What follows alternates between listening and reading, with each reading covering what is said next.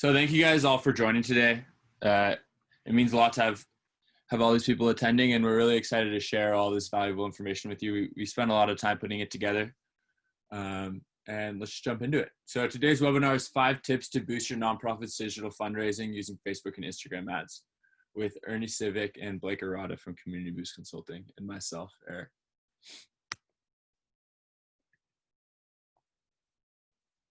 So just jumping in with a little bit of housekeeping first. We ask that you hold all questions until the end and just ask them in the Zoom Q&A chat window. And then we'll hold time at the end of the webinar to cover all of those. And then also make sure to connect with us on social media. Our Twitter is @CommunityBoost, and we're @CommunityBoost on all other channels. And let's get into it. So I'll hand it off to the other host to introduce himself. Hey everybody, really excited to meet you all. My name's Blake. I am the Director of Traffic and Conversions at Community Boost. I've been here for about just going on 5 years now and have been working in Facebook advertising and Instagram advertising for about 3 years or so.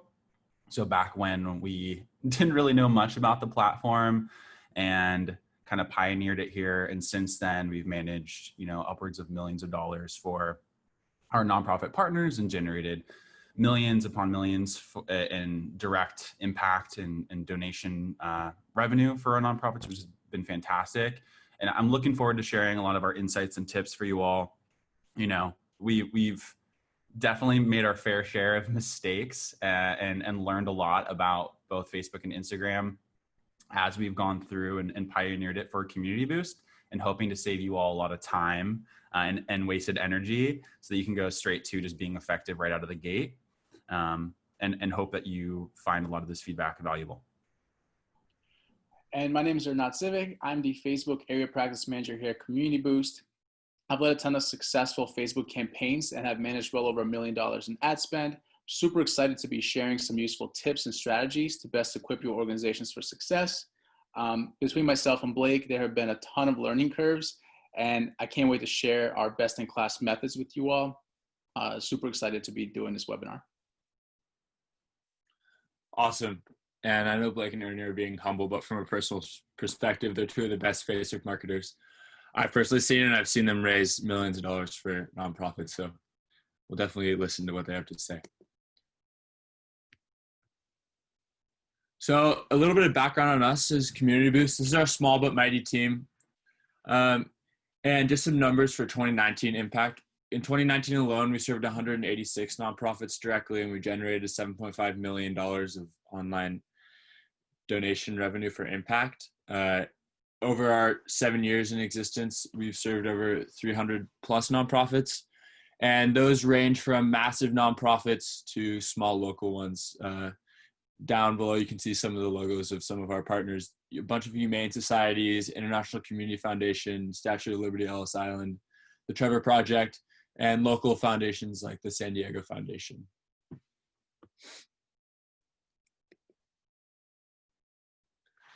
And before we really get into the meat of this webinar, I want to get a bird's eye view of what our top 5 takeaways are going to be today, so you guys know exactly what you'll come out of this webinar with. First, we really understand what Facebook and Instagram advertising is from more of a bird's eye view, also down to a pretty granular level, and understand what opportunities it represents for your nonprofit, especially during these challenging times.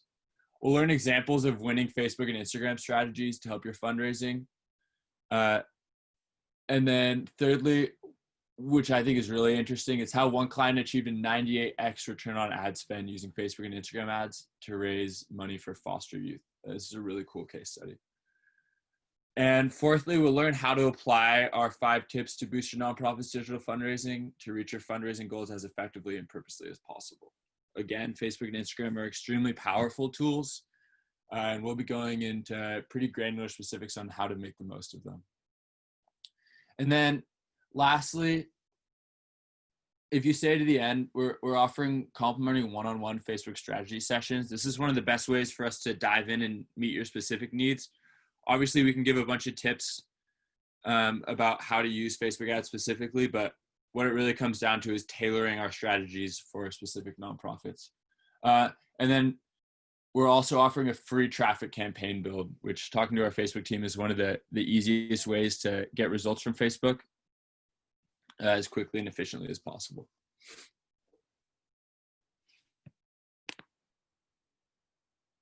Awesome. So let's get into it. Facebook and Instagram ads. What are they and what opportunity do they represent?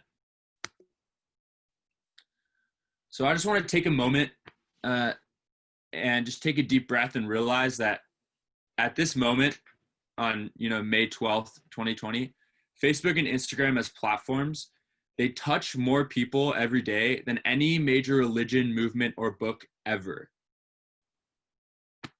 It's 2.8 billion daily active users. And that means that every single type of person, of every income demographic, of every psychographic, of every interest group is on Facebook in some respect.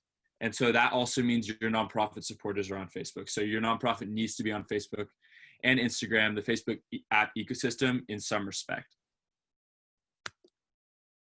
And it's been validated as a fundraising platform. Over $2 billion have been raised on Facebook to date. And based on our numbers and speculations, that number is only poised to grow. So just jumping into a little bit about the state of the platform, what we're seeing is that we're in the middle of an accelerating change. This COVID-19 crisis isn't exactly an agent of change, it's an accelerant of change.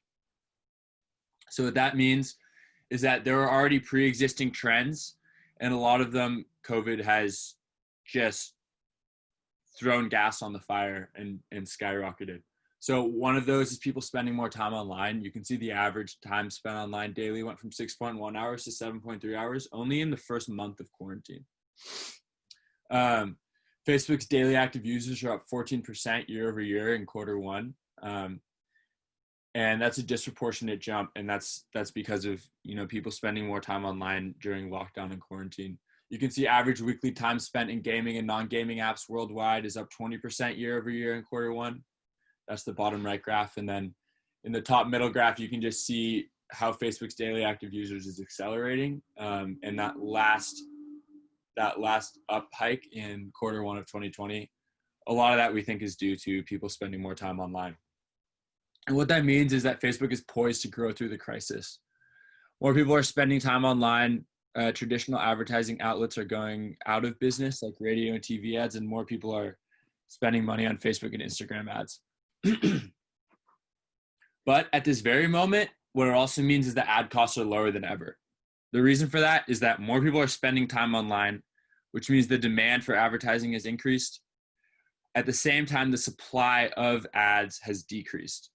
And this is because a lot of businesses are going through tough times and they can't afford to spend as much online and digitally. And the results of that, what we're seeing at Community Boost, managing so many digital fundraising campaigns for over 100 nonprofits at the moment, is that cost per clicks are lower than ever. Cost per million impressions are lower than ever. Cost per valuable actions like purchases are lower than ever. And so this is a really good time to take advantage of more people being online and having their eyeballs on this platform specifically. Jumping into just a little bit about Facebook by the numbers. The first stat here is that 74% of high-income earners use Facebook. This is a really interesting stat because especially during and after recessions, it's high-income earners that tend to continue to donate. And so that means that these are your potential donors. And 74% of them are on Facebook, and that's where you can reach them, you can communicate with them, you can build relationships with them, and then you can bring them into your nonprofit's community to eventually help you serve your own communities and serve the impact that you're all here to accelerate. There's 2.8 billion daily active users in the Facebook ecosystem. Again, this just speaks to the scale of the platform. But that's really interesting because your nonprofit is a specific group of people with a specific group of values that you want to target. And with 2.8 billion people being on the platform, you know that at least some of those people are on Facebook. And with their extremely powerful targeting tools, you can reach them and you can start conversations and build relationships with those people. Thirdly, this is something we're gonna touch on later on in the webinar. But a really interesting stat is that there's a higher conversion rate for site visitors who are retargeted. So again, we're going to touch on this later on, but that means people who have engaged with you on some other platform, maybe visited your website, liked your mission, but then left for whatever reason. Once you retarget them on Facebook, there's a 70% higher conversion rate of those people who wouldn't have converted otherwise. So that's new donations, new donation revenue to serve your impact. And then lastly is that 21% of donations are directly through social. And this stat we think is only the beginning. Like we said, with Facebook and Instagram as platforms poised to grow through the crisis, we just think this is a validation of the beginning of a trend, which is a lot more people donating online and through social platforms specifically. And I'll go ahead and hand it off to Ernie now for a case study that he worked on specifically that showed absolutely massive results in Facebook. Awesome. Thank you, Eric. As you all can see, this is a foster care client that had a very successful 98 times return on investment here. What makes this client so special is that on our call, they mentioned they would be impressed with just one Facebook donation. We spent little under $600 for this campaign and generated well over 150 donations. They're still an active client of ours and are on pace for a similar ROI again, which just proves the effectiveness of our methods and strategies that we'll be sharing with you all today. So within 30 days, generating a 98x return on investment with 150 donations is remarkable. And it just attests to the numbers that Eric was just speaking about and how powerful the platform is once the proper audiences or personas are targeted. And what I really love about this case study is that so many times when we're talking to nonprofits about digital marketing or Facebook advertising, they say one of two things. They say, well, we don't really have the bandwidth internally to take on, pioneering Facebook at our nonprofit, or we don't really have the budget or the ad spend to dedicate to Facebook or Instagram advertising. And to both those things, I would say it's just so important to get started. We'll give you some tips on the best way to get started if you don't really have the time to build out a full campaign. But I also want to let you all know that you don't necessarily need to have a Save the Children $50,000 a month budget or something like that. You can get started with hundreds of dollars and can see really strong return on ad spend or return on investment out of the gate.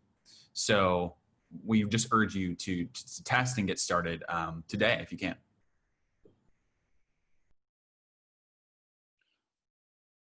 Awesome. And let's move on to the next slide. So the 4 tips we're going to be covering today are going to be people prefer personalization and what that means, measuring what matters. Blake's going to touch base on this and how to impact it fully. Tip number 3 is making the most of existing posts. Tip 4 is going to be always be testing and retargeting rewards and what that means as well. Tip number 1, personalization wins. When it comes to setting tone, this is key to your audiences. We start talking about stocks and bonds. Majority of you right now would probably leave because this is not the topic that you signed up for. Same goes for your potential donors, your followers, or your current donors. You want to use relevant messaging that grabs their attention and touches on the things that they care for, which is you. So some of the ways to do that is by following these 3 tips right here. Step 1 is you want to set the tone. Your best performing campaigns stand out by having one message that is concrete and specific. You want to ensure that your campaign messaging is consistent with its readers. So depending on who you plan on targeting in your posts, your fundraisers, or your ads, you want to make sure the message is relatable and it makes sense to the people that are seeing it. Next step is relevant messaging. A quote I added here is, people don't ever mind being interrupted if the ad's message is interesting to them. As you can see, this connects with the first tip, but you want to focus on delivering timely and relevant messaging. Segmenting by visitor traffic is the best way to do this. And lastly is you want to map out your funnel. Identify the content that will be unique interest to each persona, map it using a diagram, then focus on your marketing funnel where these users will fall. And the idea behind that is if you're targeting new people, you want to relate maybe your mission. If you're retargeting people or your followers, you want to maybe get them engaging on Facebook versus rather than straight asking them for a donation at the time. It might be better to nurture these people into the process versus just asking. And then, of course, if it's donors, you may want to give them an actionable ad as well. To our right, you can see is One More Wave ad. This is one of our clients that we work with, and a good example of personalization and how we use that effectively in one of our campaigns.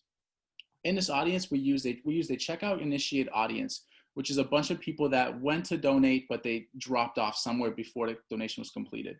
Since we knew these users dropped off before completing a donation, we wanted to re-engage them and let them know that it's not too late to donate. By doing this one simple adjustment in our text, we saw additional donations coming in right before the campaign ended. So small little adjustment, but we were able to just say, hey, we knew these people didn't complete that donation, but we were able to take that time and say, hey, it's not too late to go ahead and complete it. Even if a small percentage of those did come back and complete, it was still, money that was left on the table that we took advantage of. So it was awesome to kind of implement this. And now, looking at the personalization wins, again, you want to speak to your targeted personas. Personalization increases relevance and engagement, which ultimately drives trust and results. So you want to make sure that your donors are seeing your ads and they're being contacted properly. Again, they're being bombarded with messages from nonprofits trying to fundraise, trying to get donations out of them, or even getting them to like their page. You want to make sure that you stand out and share relevant information with your donors, with potential new donors and followers, so that way you can keep them communicating, stay on top of mind, and also continue growing your community. And then we'll move on to the next slide. Thanks for that, Ernie. I'll be taking on tip 2, measure what matters. So it's really no secret whether you've been doing digital marketing for a long time or this is new to you, or your nonprofit is just in its infancy.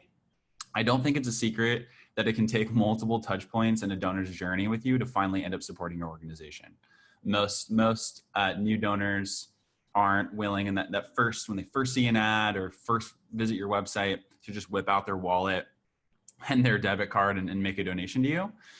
It takes multiple touch points. But a key question is, how do you know the right message to deliver at each point in that journey? And how do you ensure that your advertising is working and that you're not wasting money and resources, or worse, alienating potential donors?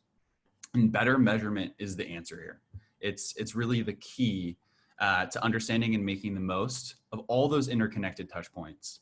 But it's not always top of mind when a nonprofit is building their marketing campaigns. You really need to lay your measurement foundation first before you dive into the creative work. With that, you can set yourself up for more success, and you'll be able to achieve more with your marketing. And one thing that I really want to touch on here is what makes Facebook unique when it comes to measurement. So we use a lot of different platforms at Community Boost. We use the Google Ad Grant, we use paid Google Ads, we use YouTube, email marketing. But with a lot of those channels, it can become pretty convoluted to see what is actually driving those donations. For example, on Google Ads or the Google Ad Grant, we might be targeting someone with an ad and they visit our site through their phone. And maybe we collect their email, but then later on send an email campaign blast and then they donate via email. Often that first initial touch point through Google gets lost in translation, and we don't see that our Google ads are actually working. And on the surface, it might look like they're not. But what's beautiful about Facebook and what makes it unique is that it uses people-based measurement. People browse and buy across different devices, browsers, platforms, and channels, but they're logged into Facebook or Instagram, which can really help a nonprofit understand the big picture of people's donor journeys rather than measuring the performance of a single ad or touch point. And I really urge you all to, if you start to use Facebook ads and Instagram ads, or you already are, to definitely leverage the power of the Facebook Pixel. It is an extremely powerful tool. It's what makes Facebook so able to scale at the pace that it is, you can basically track all pages of your website with this Facebook pixel and see when people visit certain pages, how they behave, how long they stay on your site, if they've, opted to start donating to you but then leave, which Ernie kind of touched on with remarketing. It's an extremely powerful tool and something that you need to research and set up correctly to make sure that you're set up for success on Facebook ads. I also want to touch on 4 other pieces that play into measuring what matters. The first piece is focus on the right metrics. And this goes for all the different channels you might use, but specifically for Facebook, you can set yourself up for success by identifying clear metrics that you want to keep an eye on before launching a campaign. Just some of these are your KPIs, the frequency, the impressions, the clicks, and donations are just a few. But just so that you know, you can create your own custom metrics within Facebook to track and better report. It's also really important for you to value your best supporters. Instead of measuring transactions alone, make sure to model the lifetime value you derive from your supporters. Let's say you run a campaign and you spend $400 on it and you only seem to have driven $300 in donations. That might have seemed like a loss, but it's a win because you're learning a lot about which people ended up donating to you. And then if you have some kind of monthly donation model, you really have to take lifetime value into account and think about, well, how long is this person going to be donating to me over the course of the next couple of years? Are they going to be activating their network? There's a lot more value that goes into that than just that initial first transaction.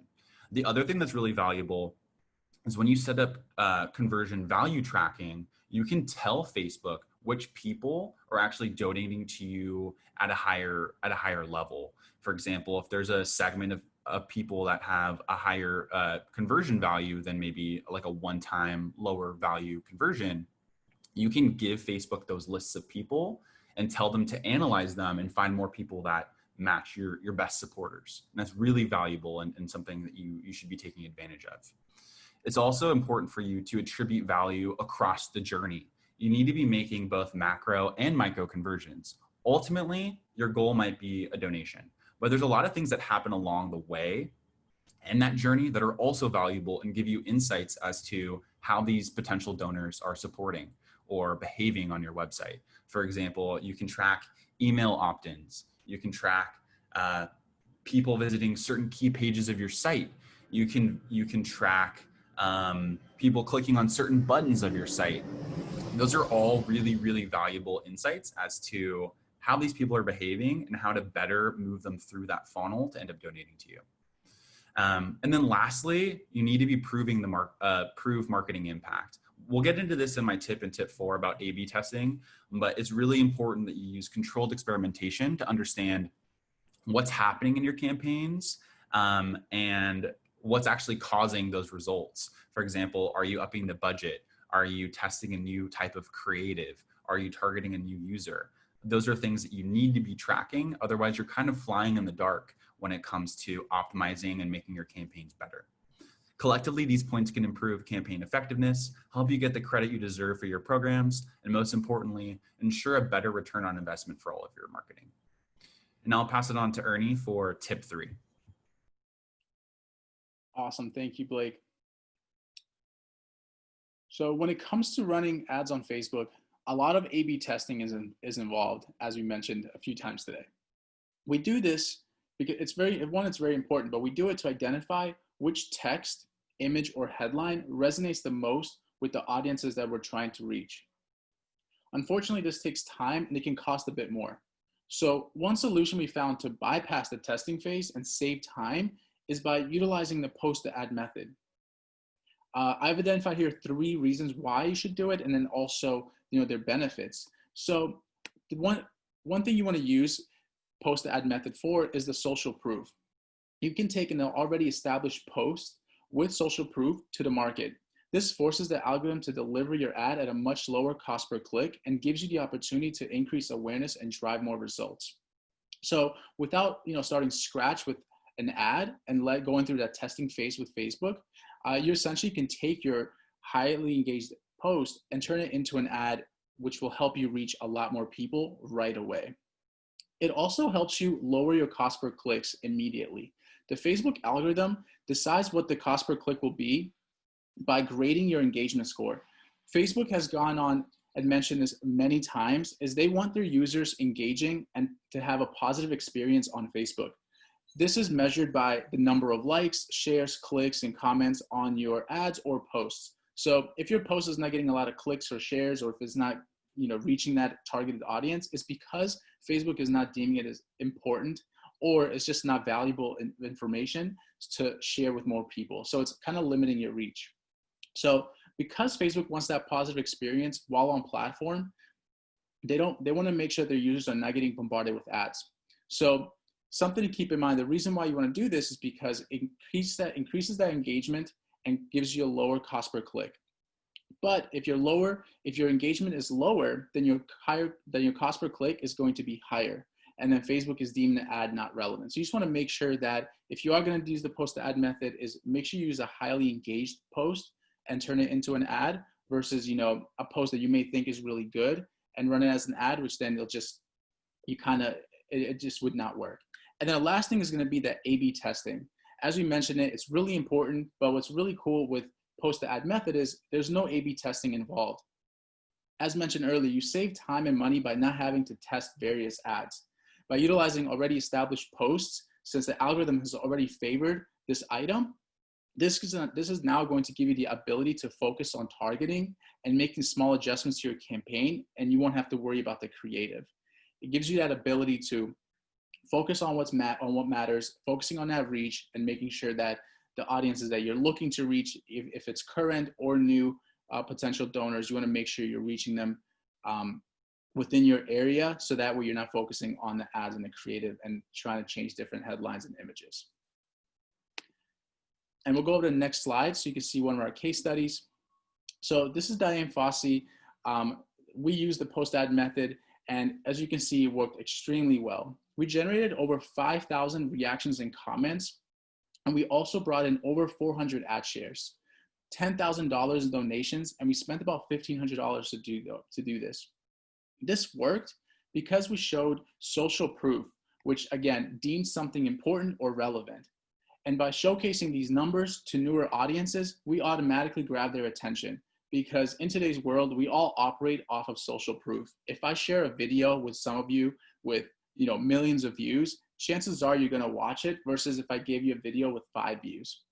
We just internally deem things important based on those numbers now. And also the algorithm is designed to show ads with a ton of user activity, which relates to a positive experience. So the higher we can grow the engagement numbers, the lower our cost per click is going to be, and the more people we're going to reach. So I highly recommend that you all go ahead and use the post to ad method. If you have a ton of engaging posts, you could boost it if you want right from Facebook, or just turn it into an ad and focus on that reach, and it'll really should be a game changer for your Facebook campaign. And then going into the next slide, which leads me to content is king. This connects with this because volume over perfection. You want to post more. The more posts you have, the more activity you have on Instagram and Facebook, the more engagement you're going to get, because the more people are going to see it. If you're on Instagram, it's really important to use memorable hashtags. If it's your organization, you could hashtag your org, or just use things that may be about the cause. You also want to utilize micro influencers to expand your reach. You want to ask your followers on both platforms to go ahead and share your posts, to like your stuff, you can do video polls on Instagram Live and things like that. So it's really important to utilize your micro influencers. And then you want to use stories and go live and do it often. With the lockdown and the COVID stuff happening now, we see a tremendous increase in organizations and businesses going live on Facebook, because now you can grab the attention of your followers and your donors and let them know how you're doing, let them know everyone's safe, but you can also wish them a safe day or a safe week, and we're all in this together. It creates that impact, but it also creates community. And then last but not least is you want to get your audience involved to share your stories by tagging you. It's really important. quick 30-second or even a 10-second clip for Instagram and a Facebook story and saying, hey, share this if you believe in so and so, or whatever engaging text you can come up with. But it's really a good idea to put that stuff out there, because when it comes to the stories, they're going to be seen by everyone, not just your followers at times. And by getting those people involved, you're acquiring new followers, potential new donors, and you're creating that community, which the Facebook algorithm is looking into when you do plan on running your ads in the future. So highly recommend you follow these things. And the biggest thing I can just recommend is, remember, volume over perfection when it comes to posting, because the more you post, the better it's going to be, because the algorithm is going to pick it up and more reach is going to be associated with that. And I'll go ahead and give you guys to tip 4. Over to Blake. Thanks, Ernie. Those are great tips. For tip 4, it's always be testing or A/B testing.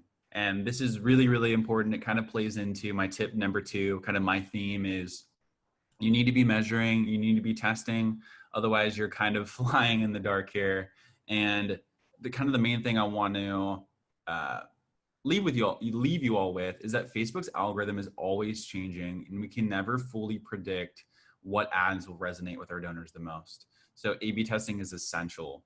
Copy, headline, image, and targeting. And this goes beyond just ads. I really want you all to think about A/B testing your entire funnel, landing pages, Google ads, your website, email follow-up, all of that needs to be A/B tested. And for those of you who might not be as familiar with like a marketing A/B test, it basically what we do at Community Boost is we run A/B tests where we're only changing one variable across our ads or ad sets or campaigns. So in this example for Teton Valley Ranch, we have 2 ads that are exactly identical except for the image, and we're testing 2 different images. And then in the right-hand side, we have 2 ads that are using the same exact image, but we're testing different creative.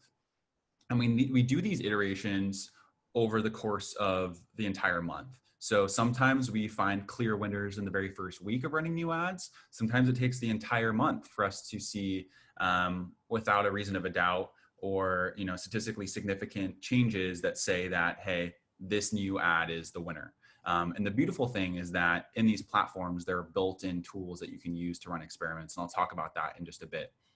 But one thing that I really want to make clear is that there are so many campaigns, so many times, and Ernie and Eric can attest to this, where we've run ads and we thought for sure we knew which one was going to be the winner of the group, and it wasn't. We made assumptions about which ads would be the winner, or which audience would be the winner, and that's usually not the case. So please, across all your different platforms, make sure to test a lot of different things and keep it diverse.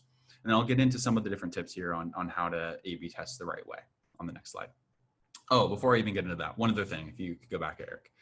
One thing that's really important about A/B testing too, on like the more technical side, is that Facebook can actually see how often you're changing up your creative. And this is based off a metric called frequency. So, some audiences can get fatigued more easily by stale content and ads. If you've run the same ad to the same audience over the course of 2 months, Facebook can tell you, hey, this person on average has actually seen your ad 100 times in the last 2 months, and they haven't donated yet. So they're most likely not going to donate. And if you continue to show that audience the same ad over and over and over, that's a bad user experience. And Facebook's going to charge you actually more for that. So as frequency rises, often the cost per clicks or cost per result gets more expensive. That's why it's really important for you to start off with a bunch of different ads and also be going in and creating new iterations when you find that your last test is over and there's a statistically significant clear winner. And then on the next slide, I'll go over some tips. The first is just A/B test everything. A/B testing isn't just limited to your Facebook ads. Like I said, it's your landing pages, your website, your email, Google ads. And you shouldn't think about this as some huge thing that you need to do to move your conversion rate from 1% to 80%. Think about it in these incremental 1% conversion rate lifts. So for example, if you find that your landing page is converting at a 1% change, and then you make adjustments to maybe the color of the page or the copy on it or the call to action, and you go from a 1% to a 2%, you've effectively doubled the donations or whatever goal that you're tracking on that page. And that's a huge win. And even if you don't end up increasing your conversion rate, at least you know now what doesn't work. And that's also in itself a win. And that's how we operate at Community Boost. We constantly, each week, each month, make these small iterations that increase the conversion rate over time from 1% to 10% or something along those lines. And that's how you create a very healthy, strong campaign. We also suggest you can use some free tools to be able to do this. So Google Optimize is a tool that you can use for conversion rate optimization of landing pages or your website. You can use tools like Crazy Egg for heat mapping and tracking, is also a tool that you can use for CRO. In Google Ads and Facebook, you can create experiments, which make sure that the experiment you're running is statistically significant. It'll give a 50-50 budget to, let's say, 2 different audiences that you want to test, and make sure that they both get the same exact amount of reach and impressions, so that you know for sure one variable is a winner over the other. There's also no replacement for experience. Making assumptions about your audience is a mistake. Some of our top campaign winners have come from campaigns that we never expected to win. So definitely just test a lot of different things, and then get specific. Test in Facebook and Instagram specifically. You can test different bidding strategies. For example, whether it's like, a small daily budget or a lifetime budget. You can test campaign objectives. For example, maybe you want to track conversions, or maybe you're just trying to send as much traffic to your landing pages as possible, or maybe you're trying to reach as many people as possible. And you can also test different placements. So maybe a mobile only campaign or a desktop only campaign, or you only want to test sending ads to men or women only. There's so much that you can do as far as placements go on Facebook that you can test. If you're a beginner, I would suggest running automatic placements. It just helps you learn about which ones work best, but later on down the line, you can take manual control of those. Yeah, and those are my tips. I think those will really help to get you started on the right foot in your Facebook and Instagram advertising. So on to tip 5 with Ernie. Awesome. Thank you for that, Blake. Retargeting rewards is our tip 5. And then we saved it for last because I think retargeting is just a really, really important thing to utilize in your Facebook marketing and with your ads in general. So retargeting is one of the lowest hanging fruits for your marketing campaigns. Some of you may have hundreds, if not thousands of users on your website daily. Knowing how to engage these individuals is key and can be very, very rewarding. One way to start, or one way to establish this, is to go ahead and lead with gratitude first. And the reason why we have that set up is, again, it connects with driving that traffic first. So we like to do here, Community Boost, is we like to do some thank you ads and posts to our donors and followers. This is just to get them to engage and to possibly go to, to click on the post to get to the website. You also want to do is to engage new followers and show appreciation, which includes commenting on posts and liking their comments. So engaging with the followers, I see a lot of our partners as well. Someone will comment on their page, but they will not receive a comment back. This necessarily doesn't put a negative spin to it, but if I were a donor and I commented on something, I like being commented back, or even someone liking my comment. It just makes me feel good. And another thing is you want to share the impact and the success. Send them to the latest blog post and inform users on what's going on. Keep them updated. Soon they'll start visiting on their own as you nurture that process. Because as you're posting more, showing your appreciation, showing gratitude, giving them constant updates, you're establishing this connection with your followers and donors to go ahead and start visiting you on your page, but also on your website. Once you start building that audience, you want to go ahead and jump into the retargeting aspect. You want to go ahead and start retargeting your website visitors and the Facebook page engagers, because we do have the ability to do that. You want to test audiences based on specific pages or frequency. Facebook is an awesome tool and gives us so many possibilities. There's just so much power that you have behind it, where you can target people based on how many times they've visited your website. So targeting people based on specific, links or even frequency changes how hot and cold these audiences are. This will help you reach certain users and determine the type of ads that they'll be seeing as well. Kind of like we use an example with the initiated checkout with One More Wave. You also want to share your ads to users who are active with your Facebook and Instagram space. This again relates to us mentioning, posting and posting often. When people are engaging, you have a number of ways to take advantage of that. And one of the ways is to go ahead and retarget the individuals who have interacted with your posts or with your posts on Facebook and Instagram. These individuals are the ones that always comment, they like and share your posts. They are usually some of the strongest campaigns that we've built when it comes to some of our donation asks. Social engagers tend to respond really, really well. Because they already are on social media and now we're targeting them on social media, it just connects really extremely well. And next thing you want to do is you want to market to those who have initiated checkouts like we mentioned earlier, or went to About Us page. Ask them to complete a donation or share your mission.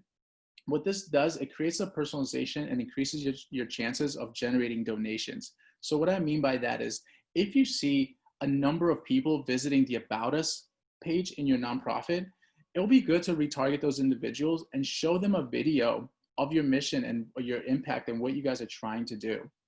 If you have a lot of visitors in your initiated checkout stage or your add to cart, or just in general viewing all the donation options, it'll be a really good idea to just re-engage them. You don't necessarily have to ask them for a donation, but it'll be good to re-engage them and just see what they're up to. Which leads me to the next slide. Just after remarketing is always, just want to make sure that a quick recap is extremely going well to perform extremely well, and highly encourage you all to look into your strategy to ensure that it's properly utilized. So just make sure that you're targeting your audiences properly, look into your pixel so that way you're targeting the correct users. Awesome. Thanks for that, Ernie. I definitely want to save some time for everyone to ask questions. So we'll do a quick recap here, and then we'll get into fielding some questions and giving some more tips based on what we hear from you all. So firstly, Facebook and Instagram are great platforms to help your organization fundraise in today's current climate. Hope we made that clear. There's so many targeting options, so many tracking options that are available on Facebook that aren't on other channels. We're seeing continued users use it as they're in quarantine. And a lot of advertisers are currently not using Facebook and Instagram just because they either can't afford it right now, or it is a challenging time, but it's definitely the time to start creating campaigns and building out while it's less competitive, so you can get that edge before everyone pops back on Facebook and Instagram. And then here are 5 tips for successful Facebook and Instagram campaign. So recap: personalization wins. Make sure you are creating ads that are tailored to the audience that you're targeting. For each step of the funnel, I love what Ernie said. If someone's brand new to your organization, don't ask them for a donation. Give them a little bit more information about your mission. If they've been to your site before and have been to the donation page, you can track that, then target that person if they haven't donated, and urge them to donate based off of how it'll impact your mission, and really tug on the heartstrings there. Make sure to measure what matters. It's so important to set this up, to know what KPIs you're tracking, to set benchmarks before you actually run your campaign, and to, throughout the campaign, be tracking the new iterations that you're doing to see how each change is impacting your total campaign results. Make the most of existing posts. This is a huge one. This is one of my favorites. If you are new to Facebook advertising, someone brought up, what's the difference between boosting or advertising? If you don't have a ton of budget, this can be a great way to get your feet wet in the Google or the Facebook Ads Manager platform. You can just take a post that's already performing well and turn it straight into an ad and pay way less to do that. And you don't have to run any A/B tests on that as well. Tip 4, always be testing. That being said, you should be A/B testing everything else. If you do a post to ad, your landing pages, your email, Facebook, Instagram, all those platforms have softwares or tools built in that help you run experiments to see what's working best. And then lastly, retargeting rewards. This is the lowest hanging fruit. In all of our campaigns, we see, retargeting is usually the clear winner here, where you're getting the return on ad spend of anywhere from 5 to 10 times, because you're targeting those people and spending money targeting those people that have already shown some kind of interest in your mission or your organization. So from there, we'll get into some questions, but I also just wanted to thank you all for being here on this Tuesday morning or afternoon or wherever you're at. We're grateful. It looks like the majority of people stayed on the entire webinar, which is awesome to see. We hope that these tips have helped you. Again, Community Boost is really here just to help great causes, great nonprofits that are making an impact or changing the world. So I hope that you found this stuff valuable. And from here, we want to just show our gratitude by giving everyone a complimentary one-on-one Facebook strategy session and a free traffic campaign build. This is the first time that we've done this, but we just talked to our Facebook team and we were talking about what would be the best value that we could provide to those that, spent their time on this webinar today. And we really think that talking through your specific issues or questions, and then also getting you started with some interests in a traffic campaign build can be a great way to start that top of funnel traffic that then leads into remarketing if you haven't done that before. So all you need to do is click one of these links to schedule your Facebook strategy session. And if you do that within the next 24 hours, that free traffic campaign build will also be included with that. And we think that'll be a very valuable thing for those of you that are just getting started or have started and haven't found success. So thank you all again so much. We so appreciate you being on the webinar. From here, I'll have Eric kind of field some questions and we'll spend the next 13 minutes or so going through those. Awesome. Yeah. Thank you, Blake and Ernie. You guys both did a really good job and it's just packed with valuable information. But yeah, let's jump into some questions. So this one is from Gabriel, talking about how, we can fundraise on certain big days like Giving Tuesday, but do we have any advice for more evergreen strategies? Do either of you guys want to touch on maybe birthday fundraisers as a fundraising opportunity? Yeah, that's a great suggestion. I can let Ernie take that one. He's like the Facebook fundraising or birthday fundraiser guru. Yeah, perfect. So Facebook fundraising is a very effective way to go ahead and streamline your like an evergreen donation campaign. What's cool about Facebook is there's a bunch of different ways to do it. Something that we like to do here at Community Boost, we'll do some birthday fundraisers and birthday asks. Typically, Facebook will send a message 7 days beforehand to a user, right? And so let them know, hey, your birthday's coming up. You can do a fundraiser in your name. We kind of do that on Community Boost, and we'll do it for specific nonprofits and have people donate their birthdays. And we'll target specific. We'll base that out of like a different tiered campaigns where we're kind of generating that traffic flow and then focusing on getting donations on retargeting those audiences to go ahead and start a birthday fundraiser. But I would highly recommend, if you have not tried those yet, it's a very good integrative tool. The only thing is, before you begin Facebook fundraisers, is you want to go ahead and set up your payments with Facebook, so that way Facebook can go ahead and send donations to the organization. But once that is set up, it's a really awesome tool to take advantage of. I believe, I don't have the exact number, but Facebook fundraisers are doing really extremely well, especially this year with the COVID stuff going on. So I'd highly recommend, clicking that fundraiser, creating it, and then just kind of starting small and just seeing how your organic audiences are responding. Yeah, I agree with you, Ernie. One thing I would add, what makes it so powerful is I would start with your Facebook followers or Instagram followers, and you can target people that have a birthday coming up in the next month or the following month. And you can basically have these campaigns go on autopilot. Kind of plays into what you're talking about it being evergreen. You can target the person a month ahead of time, kind of warm them up to, hey, your birthday's coming up in a month. Would you pledge your birthday to a birthday fundraiser through our organization?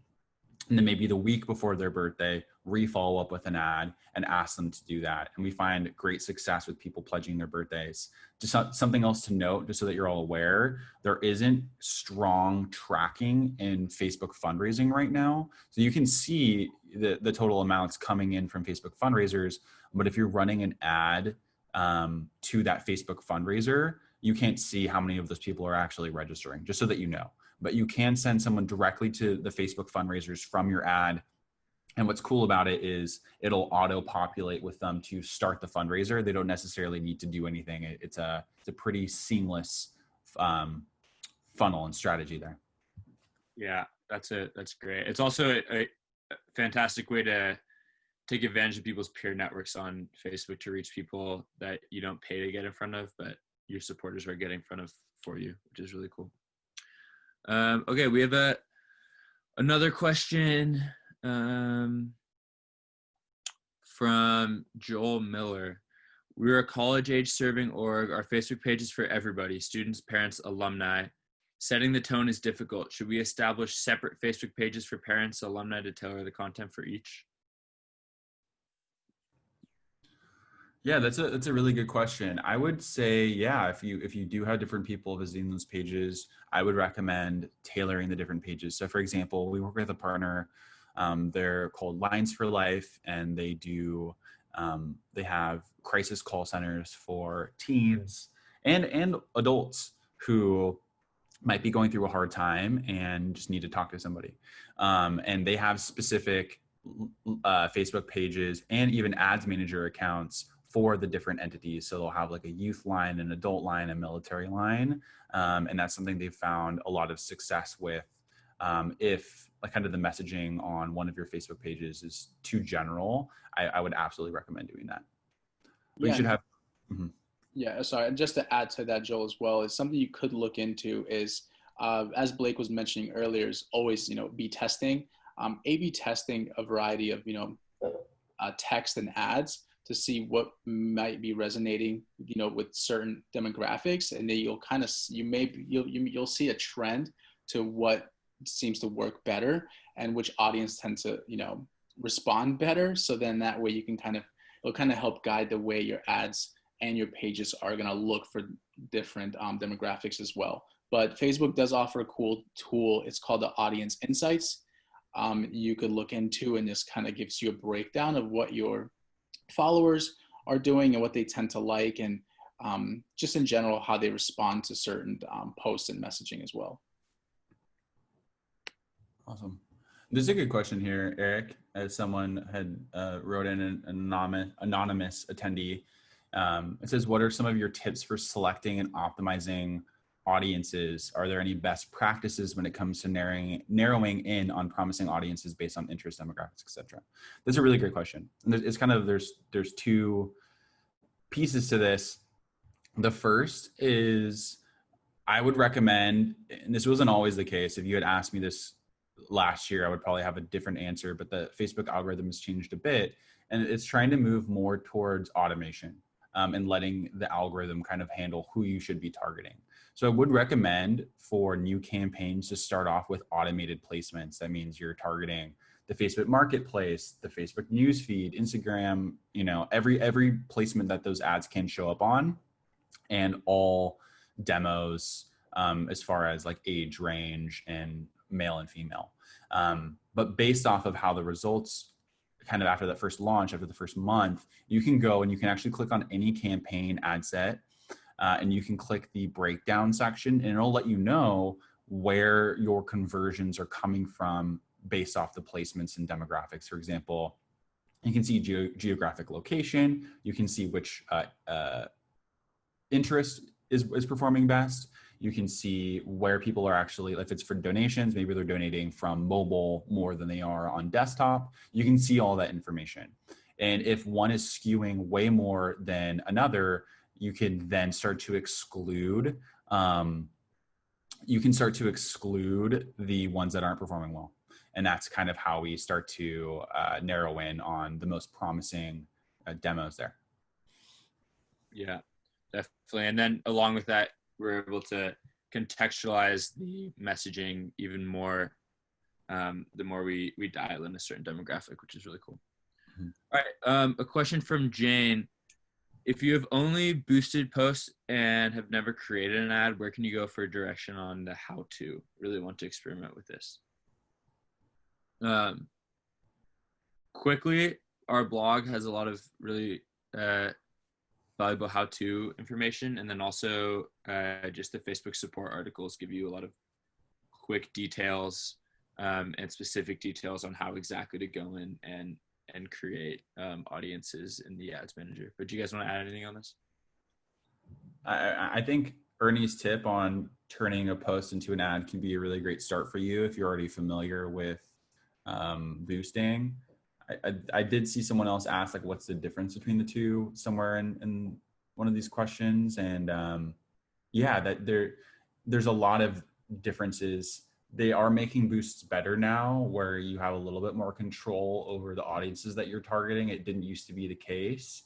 But the beautiful thing about running ads, like direct full ads through the ads manager, it gives you more control over the different tiers in that funnel. So you can create different campaign objectives and goals for your ads, where it can get a little bit tougher to do that with just normal boosts. And it also gives you more control as far as the targeting, the creative, A/B testing. It's a more advanced version of just boosting ads. Yeah, definitely. And just to add to that, I think I guess the easiest way would be, I think I mentioned it, but if you do have a post that's, doing really well, you could essentially boost it right from Facebook. And once you boost that post, it will go into your business manager if you have one. And from there, you'll see the option to edit the ad set, and then you can kind of make some changes to the type of audiences if you want to add something more in there. But that might be the probably the easiest way to jump in there. But there's definitely a few blog posts that I know I've written in regards to how to boost the post, but how to actually promote it, which gives you what Blake was mentioning, a little more targeting options, and it's a little more advanced. But we do have a how-to and a step-by-step guide on how to do that. Awesome. Looks like there's another question here just before we end. I want to make sure everyone gets hit. It's from Jose. Thank you for putting this together. My question is, does this apply to startup or new foundations? And I think absolutely. You should be getting a lot of this stuff set up, even if you're not ready to run a campaign right now. Get that Facebook pixel on your site if you have one. Start tracking and learning about people that are on your page. You can get so many insights as to how you should tailor your ad creative to those people based off how they're behaving. You can start to build those interests and remarketing lists even before you run an ad. It's never too early to start, in my opinion. Mm-hmm. All right. Well, unless you guys have any other questions, it's great to give you guys 2 minutes back of your time. And thank you all for coming today. This is a lot of fun, and it's just a great opportunity to be able to help everyone that we can get set up in this platform and give them some tips, some actionable tips to make the most of it, because it really is an awesome fundraising opportunity. So thank you to everyone. Thanks, everybody. Looking forward to chatting with you and helping you with your free traffic campaign build and strategy session. Yeah, thank you all.